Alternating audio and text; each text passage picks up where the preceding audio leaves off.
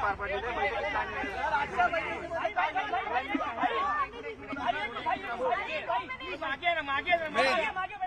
मी जाऊ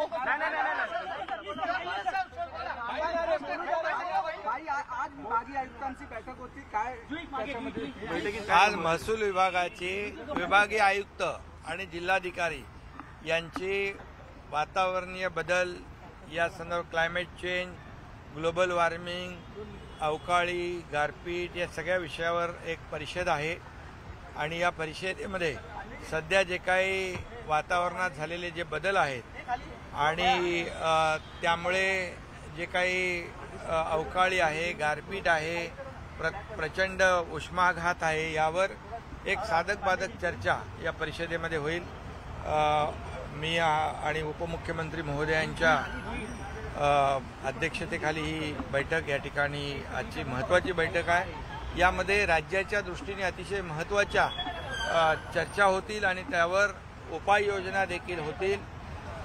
जे सध्या परिस्थितीमध्ये जे वातावरणामध्ये झालेले बदल आहेत त्यावर उपाययोजना नक्की यामध्ये राज्यातल्या जनतेला जो काही दिलासा देता येईल यावर नक्की साधक बाधक चर्चा या ठिकाणी पाण्यासंदर्भात महत्त्वाचे काय उन्हाळा आहे, पाण्यासंदर्भात या सगळ्यात या संपूर्णपणे अल निनोचा विषय असेल, यामध्ये संभाव्य जे काही आपल्याला परिस्थितीला सामोरं जाण्याच्या संदर्भामध्ये देखील कॅबिनेटमध्ये देखील चर्चा पूर्वी झालेली आहे आणि ज्या ज्या ठिकाणी ज्या ज्या उपाययोजना करण्याच्या संदर्भात सूचना देखील दिलेल्या आहेत। संपूर्ण जी काही परिस्थिती जी आहे या परिस्थितीवर आजच्या बैठकीत देखील विचार होईल आणि यावर उपाययोजना होईल।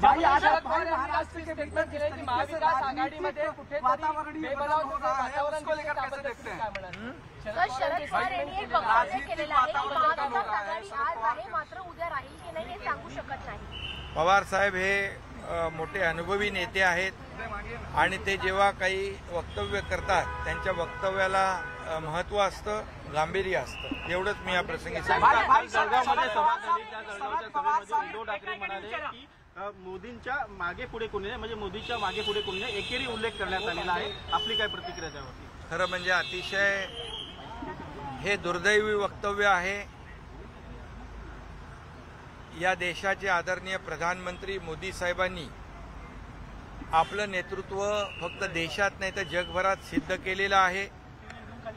या देशाची अर्थव्यवस्था एवढ्या उंचीवर नेण्याचं काम त्यांनी केलंय की ज्यामुळे G20चं अध्यक्षपद आपल्याला मिळालेलं आहे। खरं म्हणजे मोदी साहेबांचा परिवार जो आहे त्यांच्या परिवाराबद्दल किंबहुना एकेरी उल्लेख करणं याची जेवढी निंदा आणि निषेध करावा तेवढा थोडा आहे। मोदी साहेबांच्या बद्दल प्रत्येक देशवासियाला गर्व आणि अभिमान वाटावा असं त्यांचं काम आहे।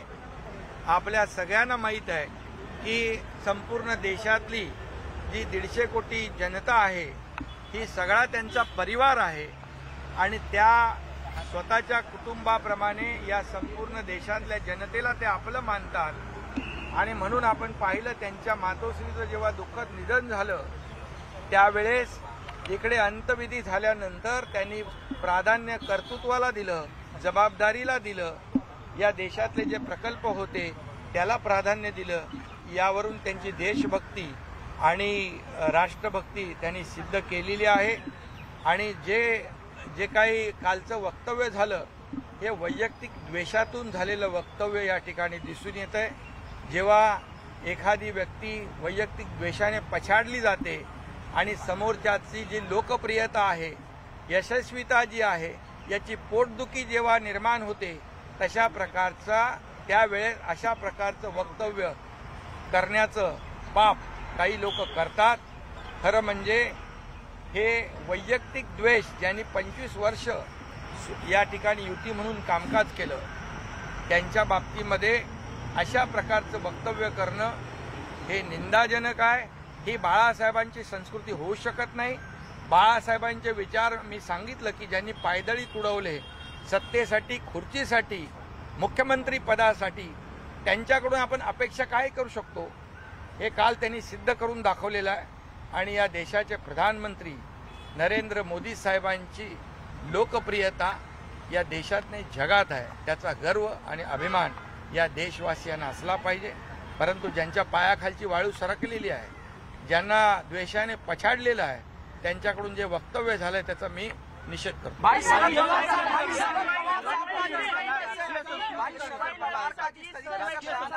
राजकीय म्हणून मी सांगितलं ही राजकीय संस्कृती होऊ शकत नाही, ही बाळासाहेबांची संस्कृती होऊ शकत नाही. आणि बाळासाहेबांची ही परंपरा जी आहे, बाळासाहेबांनी कधीही कुणी दुश्मन असेल, विरोधी पक्षातला माणूस असेल तरी सुद्धा त्याच्याबद्दल अशा प्रकारचं भाष्य कधी केलेलं मला आठवत नाही.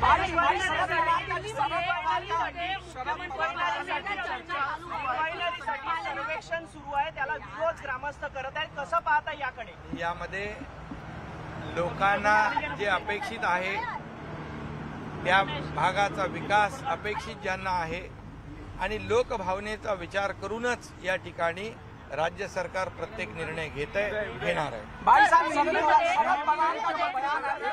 शरद पवार का जो बयान आया है उसको राजनीतिक तौर पर किस तरीके से? इसी पहली बात मैं बताऊंगा, जो आदरणीय प्रधानमंत्री मोदी जी के बारे में कल जो अपशब्द निकाले गए कहां पर, जलगांव में, वो बहुत ही निंदाजनक है.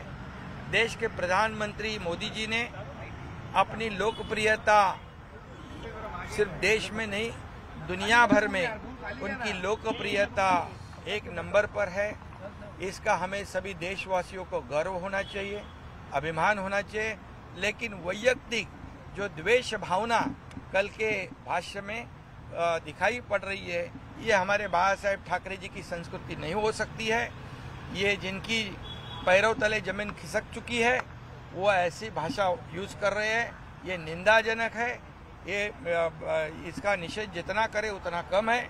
और इस राज्य में हमेशा संस्कृति, ये परंपरा जो उसका रखरखाव या उसकी मर्यादा का पालन हमेशा किया हुआ है, लेकिन वैयक्तिक आरोप करके मोदी जी के परिवार के बारे में और उनके बारे में जो अपशब्द कहे हैं, उनका तो परिवार पूरा देश है. ये देश की जितनी 150 करोड़ जनता उनका परिवार है. ये हम लोगों ने देखा है, जब उनकी माताजी का देहांत हुआ था, उन्होंने देहांत होने के बाद, अंत्यविधि होने के बाद तुरंत हमारी खुद की जिम्मेदारी को अहम महत्व दिया था, प्राथमिकता दी थी. ये लोग भूल गए हैं और इसलिए इनकी निंदा जितनी करे उतनी कम है. शरद पवार साहब का जो बयान आया, जिस तरीके से बयान आना महाराष्ट्र की सियासत के लिए कैसे थे, महाविकास आघाड़ी के लिए?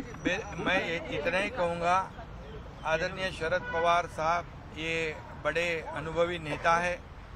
उनका जो वक्तव्य है ये महत्वपूर्ण है और उसको हमेशा जो कहते हैं उसमें गांभीर्य होता है, गंभीरता होती है. इतना ही मैं कहूँगा. जिनको जो सोचना है, समझना है, वो समझ लें.